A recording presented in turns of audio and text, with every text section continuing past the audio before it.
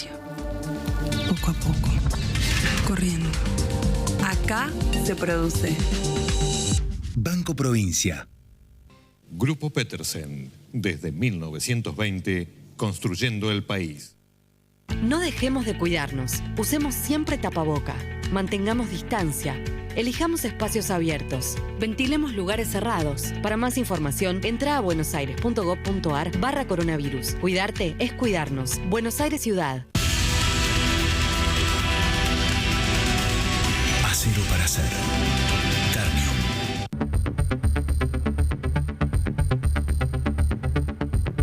Hola, muy buenas noches. Bienvenidos a otra emisión del Economista TV. En el programa de hoy me acompaña el analista político Lucas Klobots, de la consultora Poliarquía, y Claudio Caprarulo, que es de la consultora, de Analítica Consultora, una destacada consultora de temas económicos. Bueno, hemos tenido un escenario postelectoral, luego de las elecciones generales, bastante diferente al que tuvimos después de las primarias. Más que nada en el terreno político. En el terreno económico creo que el cambio no fue tan grande porque siguen ahí pendiente la agenda de temas previos. ¿Cómo estás leyendo vos, Lucas, este nuevo escenario político post-elecciones diferente al de las primarias, ¿no? Yo creo que hubo un hilo conductor entre las primarias y las generales que fue qué iba a hacer o decir la vicepresidenta. Post-paso, estamos esperando a ver qué es lo que iba a hacer Cristina hasta que sacó su famosa carta y generó una convulsión. Y post-elecciones, de hace unos días, igual.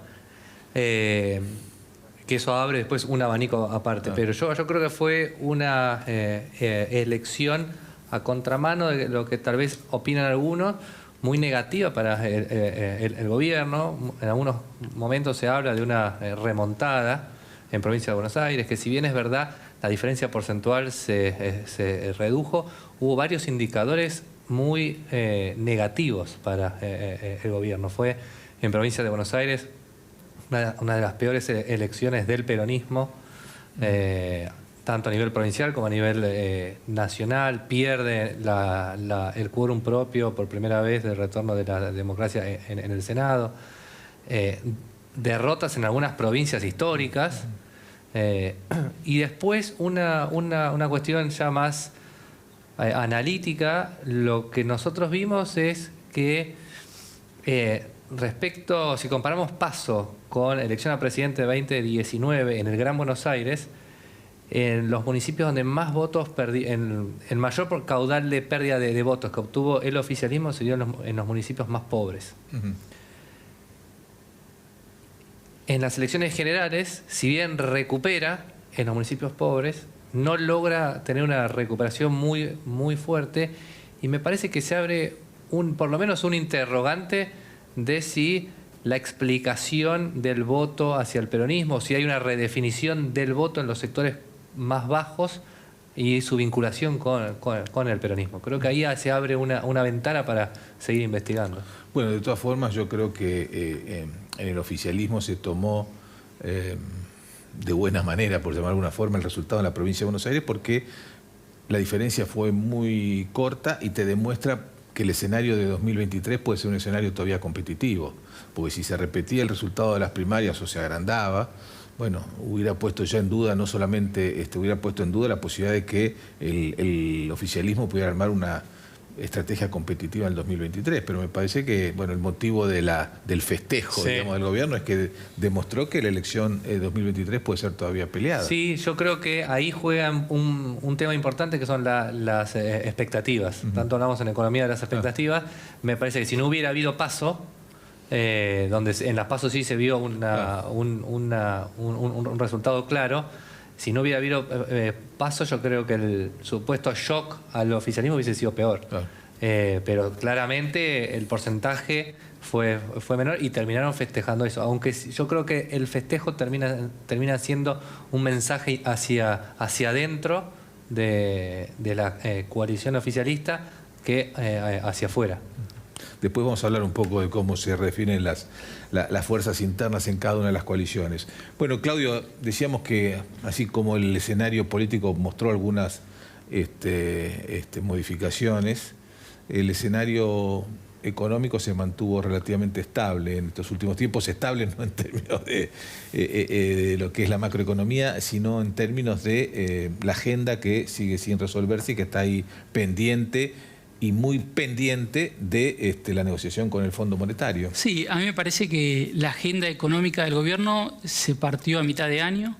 El gobierno estableció un programa que, si queremos, no fue explícito, pero desde fines del año pasado, cuando la brecha alcanzó valores del 132%, claro, la brecha cambiaria, ahí hizo una reducción del gasto social fuerte. Recordemos que ya antes de fin de año se dio de baja el IFE, se dio de baja la ATP. Continuó este año y terminó con un déficit primario de 0,5% del PIB en junio, que la verdad que fue un buen número, obviamente ayudado por la recuperación de los precios agrícolas, claro, etcétera, pero estuvo bien. Ahora, se dio cuenta que con eso no llegaba a las elecciones, que, como decía muy bien Lucas, sobre todo en la calle se sentía una falta de recuperación del salario, porque había habido una coordinación de decir, bueno, este año la inflación va a ser del 30%, vayamos con paritarias del 30%, y no terminó funcionando. A partir de ahí, lo que empezamos a ver fueron distintos intentos, como soltando las paritarias por arriba del 40%, recordemos que habían comenzado con los estatales, con los también trabajadores del Congreso, y no sabemos cuál es el plan, ¿no? Cómo continúa esto hacia adelante, porque lo que estamos esperando, como bien decías, es que lo defina el fondo. En un punto, el acuerdo del fondo nos va a dar los lineamientos y las metas que va a tener que lograr el gobierno en los últimos 2 años. Principalmente el déficit fiscal, hasta cuándo lo va a tener que reducir y a qué ritmo. Y por otro lado, la acumulación de reservas internacionales. Bueno, hoy al término de la reunión del equipo económico con el presidente, Cecilia Todesca anunció que se va a cumplir con el pago al fondo de este mes, ¿no? Sí, tenemos 1.800 millones de dólares el 22 de diciembre y después tenemos otro en marzo de 2.800 millones. Que considerando que las reservas, la realidad es que están en una situación bastante crítica, de todas formas lo que nosotros no vemos es un escenario de shock porque estás en condiciones de cepo cambiario. Entonces, como hizo en octubre, que pisó las importaciones, si las reservas continúan cayendo, vamos a ver una profundización mayor todavía del cepo. Lucas, vos recién planteabas, bueno, un escenario, algunos mensajes hacia el interior de la coalición oficialista, del Frente de Todos. ¿Crees que eso se va a agudizar en los próximos tiempos? Porque claramente, bueno, la respuesta fue muy distinta a la de la vicepresidenta luego de las primarias, de lo que fue luego de las elecciones generales, y da la sensación de que todo el elenco oficialista quedó en alguna medida afectado, porque no hay ningún sector que pueda decir, bueno, el peronismo del interior de los gobernadores se salvó porque claro, en muchos lugares salieron terceros, en otros lugares perdieron por una diferencia muy grande, como el caso de Entre Ríos, y bueno, y gobernadores con buena imagen terminaron ganando de manera muy ajustada, como Uñac en San Juan. Entonces no hay un sector interno del Frente de Todos que puede decir, bueno, en las elecciones nos consolidamos con relación a los demás. Exacto, sí. Yo creo que ese debate interno se va a dar tanto en el oficialismo como en Juntos, Juntos por el Cambio, porque no hay un vencedor claro. El problema que tiene el Frente de Todos está en su base, está el kirchnerismo, un sector del kirchnerismo que es más representa un caudal de votos importante. Después hay otros sectores que claramente cada uno va a pugnar por el liderazgo futuro de cara al 2023. Pero yo creo que desde las elecciones hasta hoy permanentemente se estuvieron dando mensajes. Y lo que pretendo, esos mensajes, yo creo que se van a ir profundizando. Para mí la carta de Cristina fue un mensaje muy claro, en donde le marca, primero yo creo que se despega el gobierno diciendo que la lapicera la tiene el presidente, o después la oposición como diputado que tiene con los números en el Congreso, porque además el acuerdo con el fondo tiene que pasar necesariamente por el Congreso. Exacto. Y después el otro tema, si bien Cristina como que parecería que se corre, al final de su texto pone en claro cuál sería el límite. Entonces yo creo que, como se dice, le marca la cancha al presidente, y esa tensión va a continuar. Y del lado de Juntos por el Cambio es tal cual, porque las disputas internas entre el sector más del PRO asociado a Mauricio Macri, o del PRO asociado al jefe de gobierno, o los radicales, bueno, hoy mismo empezaron a ver nuevamente frases de Lustó contra Elisa Carrió y demás. Yo creo que todas esas cuestiones se van a ir profundizando en vistas de lograr un liderazgo de cara al 2023. Y el mayor inconveniente que tiene la política argentina es que los liderazgos, a ver, las elecciones no resuelven liderazgos, sino que las elecciones abren un nuevo tiempo para definir liderazgos para la siguiente elección. Pues decir que en alguna medida todos los sectores que componen Juntos por el Cambio, Cambiemos, tienen en definitiva elementos como decir, bueno, en esta elección nos consolidamos. Totalmente. O sea, Rodríguez Larreta dice, bueno, mis dos candidatos, dos personas identificadas conmigo, encabezaron las listas en Ciudad de Buenos Aires y en provincia y ganaron. Del otro lado dice, sí, pero ganaron por una diferencia menor de la que se esperaba. Sí, y es más, el radicalismo también tuvo buenas elecciones en otras partes del país. Por ejemplo, en La Pampa ganó Cronenberger. Sí. Está bien, en una alianza con el PRO, pero el candidato que encabezaba era radical. Yo creo que Juntos por el Cambio no tiene un liderazgo claro, y claramente estas disputas se van a incrementar. Claudio, ¿vos qué papel le otorgás a algunas de las medidas económicas que se tomaron en los últimos meses para modificar el resultado entre las primarias y las generales, o por lo menos en la provincia de Buenos Aires, atenuar, digamos, la diferencia a favor de la oposición? Te lo pregunto esto no tanto mirando para atrás, sino lo que puede ocurrir en los próximos años. Mira, a mí me parece que hubo una gestualidad que los medios se le denominó el plan platita, pero cuando uno va a ver los números, existió una aceleración del gasto, eso es cierto, pero no hubo un desbande del gasto público. Creo que se sigue tratando de mantener, y el gobierno entiende que está caminando por la cornisa, y que los números son, como decíamos antes, no vamos a ir a un shock, pero son muy frágiles. La gran discusión hacia adelante es lo que yo denomino si va a elegir un modelo de flotar y que la corriente lo vaya llevando hacia 2023. Esto sería, por ejemplo, una reducción de tarifas, que casi nadie se puede oponer a que eso suceda, porque claramente es un gasto muy ineficiente.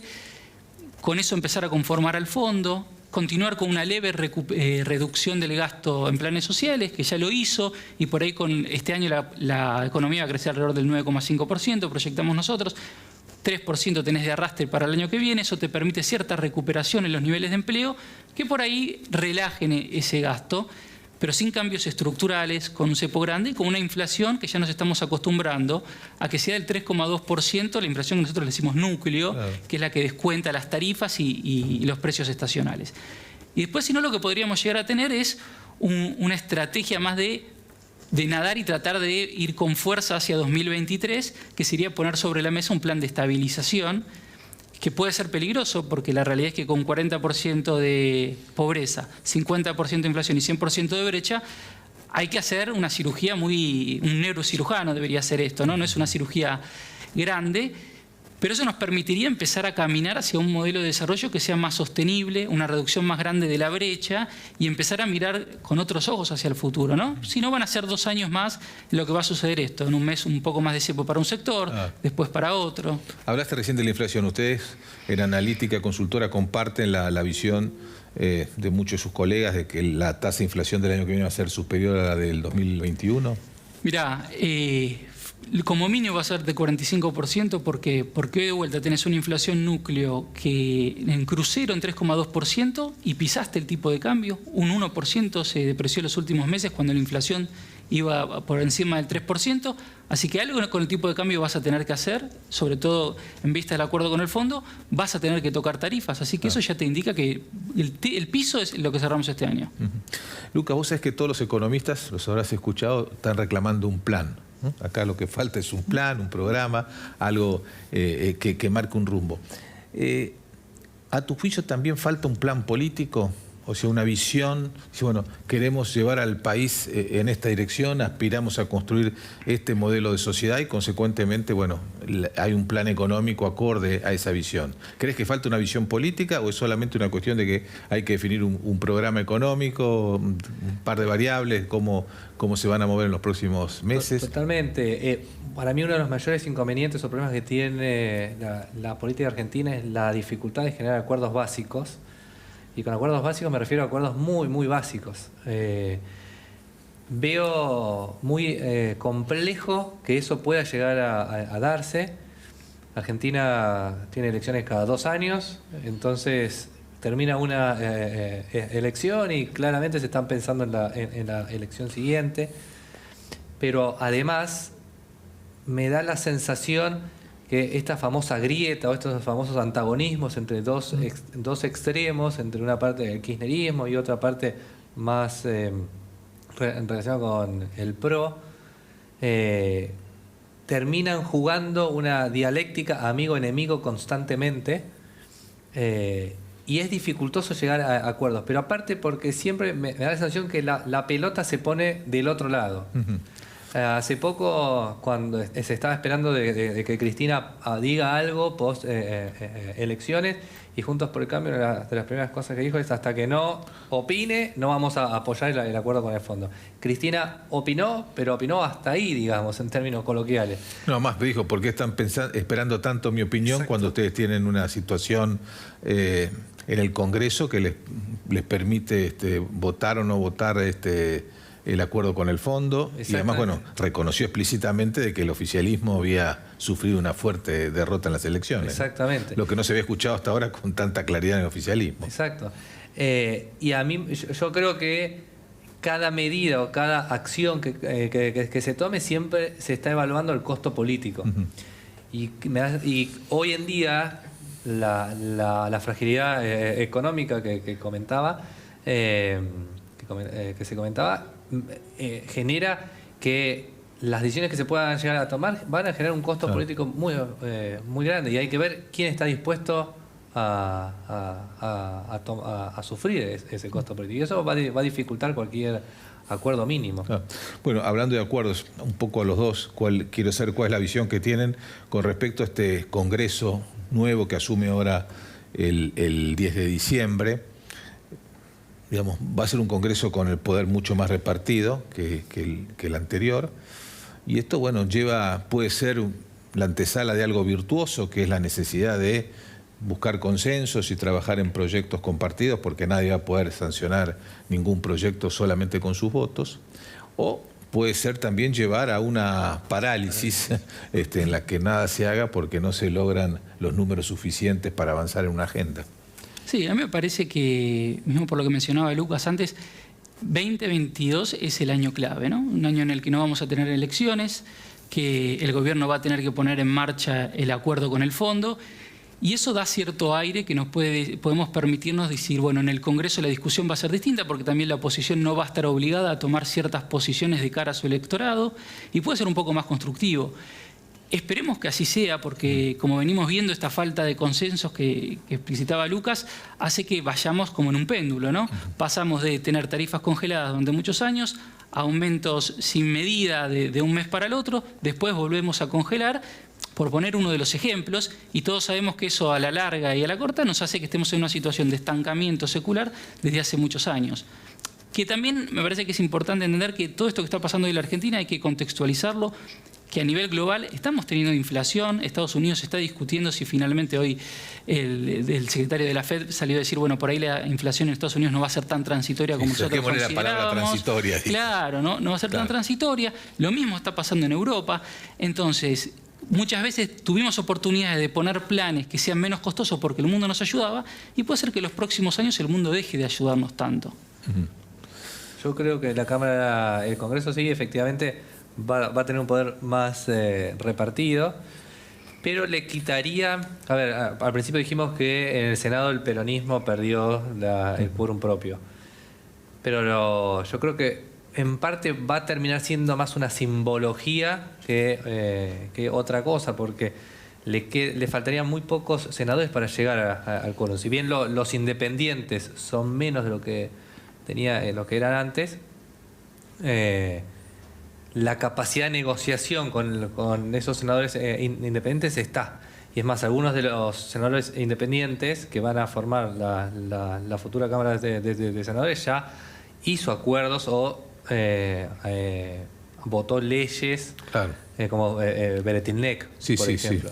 En la Cámara de Diputados la mira va a estar puesta también en el bloque de los independientes. El tema que va a haber algunos independientes que van a estar más reacios a negociar, porque tiene una postura mucho más confrontativa, como los diputados más relacionados con la izquierda o los liberales. Me da la sensación que esos son menos propensos a generar algún tipo de negociación con el kirchnerismo. El resto, tal vez más relacionados con los gobernadores, podrían llegar a generar algún tipo de acuerdo, pero... Claro, van a quedar 23 diputados que no van a pertenecer a ninguna de las dos grandes coaliciones. Y en el Senado también hay varios senadores que no van a pertenecer, el caso de Río Negro, de Beretilnec, que nombrabas recién. Pero bueno, también eso va a implicar siempre cierta negociación también, aún para lograr los votos de quienes no pertenecen a ninguna de dos grandes coaliciones, ¿no? Sí. También la futura senadora por Córdoba. Lo que sí es interesante es que después de un tiempo, la fuerza opositora al peronismo, después de 3 elecciones consecutivas a nivel nacional, obtiene por lo menos un piso de 40% de los votos. Ahora en el 19 y en el 17, Juntos por el Cambio obtuvo 40% de los votos, y me parece que eso es muy sano para la democracia. No está claramente, tenés un sistema con 2 coaliciones estables, competitivas, y que bueno, cualquiera puede ganar las próximas elecciones, y además está en condiciones de gobernar el país, bien o mal, eso después lo dirán 4 años después los votantes, pero digamos están en condiciones de hacerse cargo. Estos días financieros nos tienen un poco preocupados a todos. Claudio, vos nombrabas la brecha en niveles muy altos, el riesgo país que se sigue disparando rumbo a los 2000.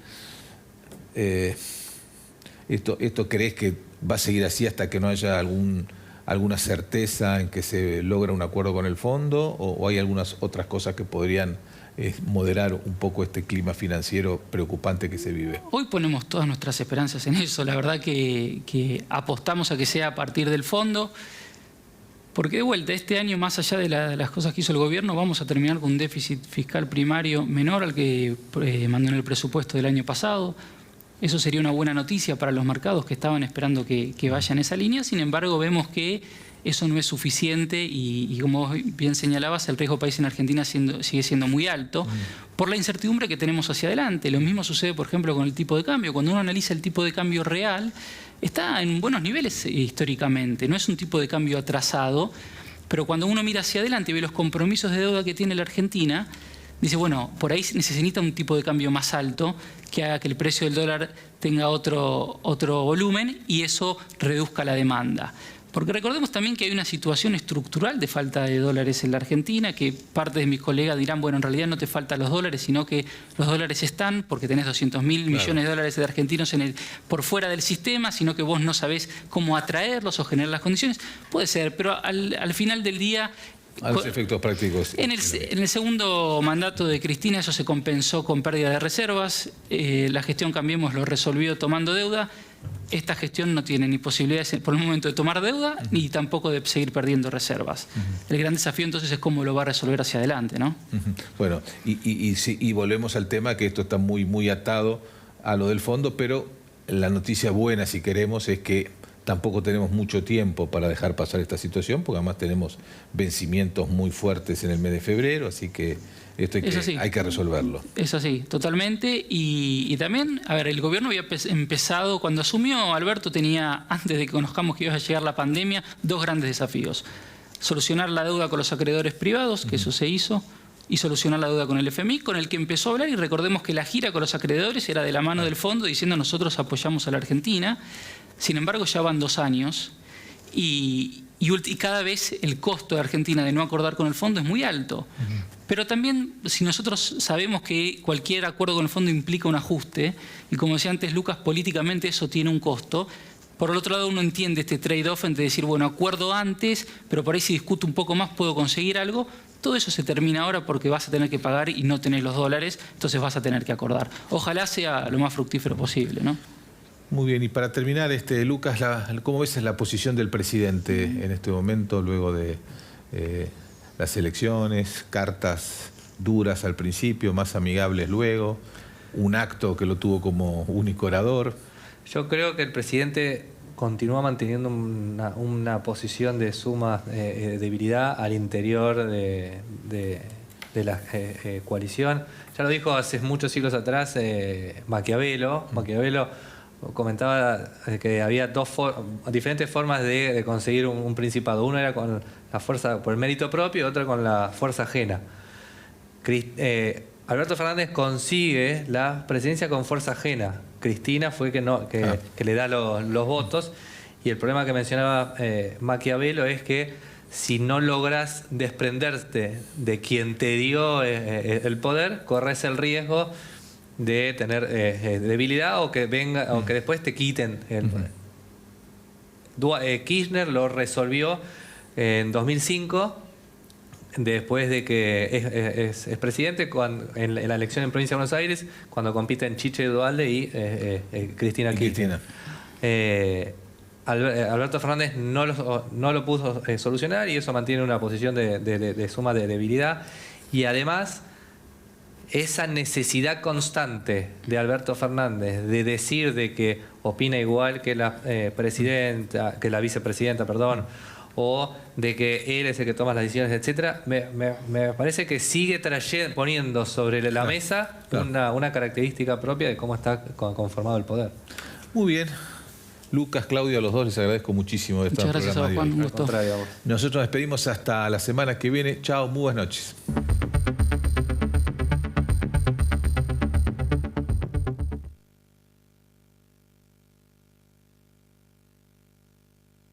Despacio, poco a poco, corriendo. Acá se produce. Banco Provincia. Grupo Petersen, desde 1920, construyendo el país. No dejemos de cuidarnos. Usemos siempre tapaboca. Mantengamos distancia. Elijamos espacios abiertos. Ventilemos lugares cerrados. Para más información, entra a buenosaires.gov.ar/coronavirus. Cuidarte es cuidarnos. Buenos Aires Ciudad. Acero para hacer. Carnium.